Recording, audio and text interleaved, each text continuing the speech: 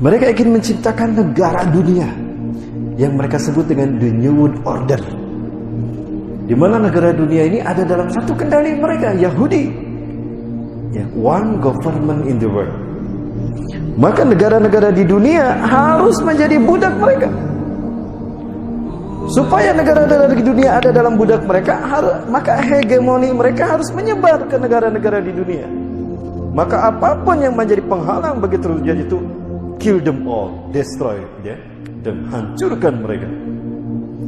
Ya. Bagaimana cara mereka menghancurkan? Ada yang langsung dibantai kayak Suriah, Palestina. Ada yang dihancurkan pola pikirnya lewat counterkultur, lewat budaya. Nah, Indonesia termasuk negara yang harus dihancurkan lewat budaya. Kenapa? Karena fanatisme agamanya kuat. Oh, berarti fanatismenya, pemikirannya harus dirubah, budayanya harus dirubah. Perangi budaya mereka dengan budaya-budaya yang mereka mendukung terjadinya hegemoni Yahudi. Salah satu budaya tadi bernama Korean Wave. Musik dan tantra adalah sesuatu yang sangat lekat dengan kehidupan manusia, terutama generasi muda. Hancurkan mereka dengan musik Nabi. Inilah konspirasi yang tidak terasa. Bagaimana mereka menghancurkan satu bangsa lewat elemen pemudanya. Hancurkan pemudanya agar lost generation, agar putus generasi mereka. Bagaimana cara menghancurkan pemuda? Yaitu salah satu senjatanya Korean Wave, yang tidak disadari Korea menjadi bagian dari instrumen Yahudi dan Nasrani, Dajjal, untuk menghancurkan dunia Islam. Mereka yakin bahwa the God who's waited, Tuhan yang mereka tunggu-tunggu, itu akan segera datang. Ciri-cirinya apa? Apabila sapi merah yang akan dijadikan persembahan, sacrifice, untuk Tuhan mereka sudah lahir. Mereka sudah menunggu sejak 2000 tahun yang lalu. Qadarullah, Allah kasih perangsangan. Kalau bahasa kitanya istidraj, bahasa Arabnya. Ternyata sapi yang mereka tunggu-tunggu itu lahir. 2000 tahun setelah 2000 tahun menunggu.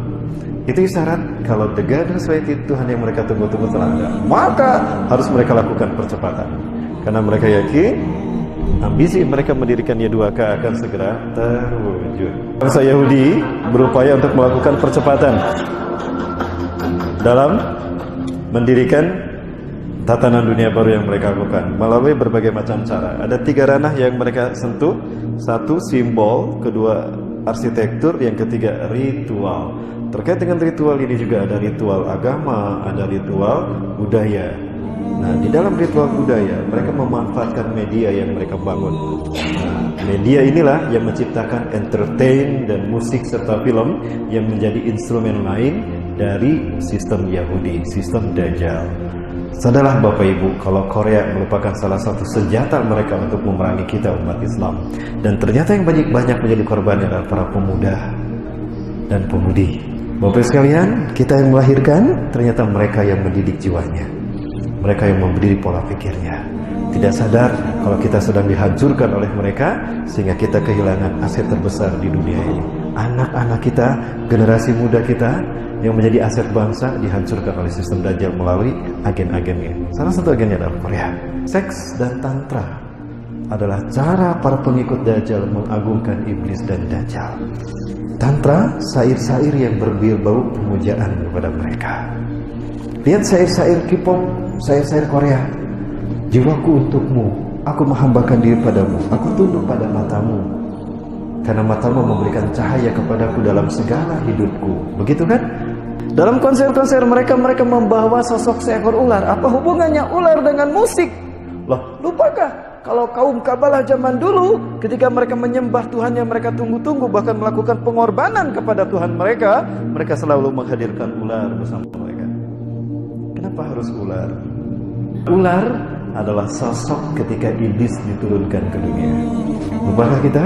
Ketika iblis atau Azazil, yang bernama nama asli Azazil, tapi Allah ganti namanya. Azazil itu nama dari Allah. Azail, Azza yang dimuliakan, Il Allah, Azazil yang dimuliakan Allah. Tapi karena dia sombong, tidak mau sujud kepada Nabi Adam ketika Allah perintahkan, Allah kutuk dia menjadi iblis, pembangkang. Allah turunkan iblis ke dunia di Dasta Maesa. Kalau Nabi Adam turun di Hindustan, di Nepal, Siti Hawa di Jeddah, iblis diturunkan di dasar Maisan Irak dalam wujud seekor ular besar, bertanduk, bersayap, bercakap, bisa mengeluarkan api dan bisa berbicara. Ular apa? Ular naga. Maka ular selalu dihadirkan untuk menunjukkan kalau iblis pun hadir bersama kami. Seks dan tantra mereka. K-pop adalah salah satu warna yang terbaru menyingkirkan dominasi Christina Aguilera, Britney Spears, kemudian juga Rihanna, kemudian juga Madonna. Itu zaman senior. Maka muncul kelompok artis Illuminati berikutnya. Siapa? K-pop Korea. Dan ternyata efektif untuk menghancurkan Asia. Kenapa harus Asia? Karena kebangkitan Islam akhir zaman akan muncul dari Asia. Dan itu yang menjadi kendala terbesar dari mimpi mereka mendirikan Year of the Jewish Kingdom.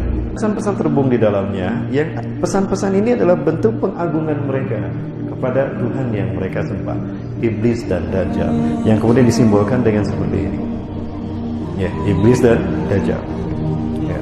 Itu tidak dibaca oleh pemirsa secara umum, dan itulah yang tidak dipahami oleh generasi muda kita, yang mereka hanya menelan bulat-bulat tanpa daya saring iman dan Islam apa yang disuguhkan oleh Korea, K-pop itu tadi, oleh musik-musik itu tadi. Yang jelas euforia yang mereka bangun, tidak sadar kalau secara lambat laun mereka mengarahkan semua apa yang jiwa mereka ke sana, maka dimakanlah jiwa mereka. Itulah yang diinginkan oleh Iblis dan Dajjal. Maka pada akhirnya mereka pun mengidolakan tokoh-tokoh mereka tadi. Kalau Bapak Ibu buka Kamus Besar Bahasa Indonesia, idola itu mengandung arti yang dipuja atau yang disembah. Padahal yang harus kita puja dan sembah itu siapa? Allah kan? Idola kita bukan makhluk, idola kita Allah. Ganti frame kalau Rasulullah idola kita. Rasul bukan idola tapi uswah. Maka tidak sama idola dengan uswah. Yang Allah sebutkan Rasulullah itu uswah, bukan idola. Nah, tapi sekarang coba apa yang terjadi? Bukan Rasul, bukan Allah. Yang mereka idolakan adalah Korea, tokoh-tokoh musik mereka. Tidak sadar kita digiring kepada kemusyrikan. Ini yang terjadi pada generasi muda. Ini sebetulnya yang mereka inginkan dengan menghadirkan K-pop ke tanah air kita, menghancurkan generasi muda Indonesia.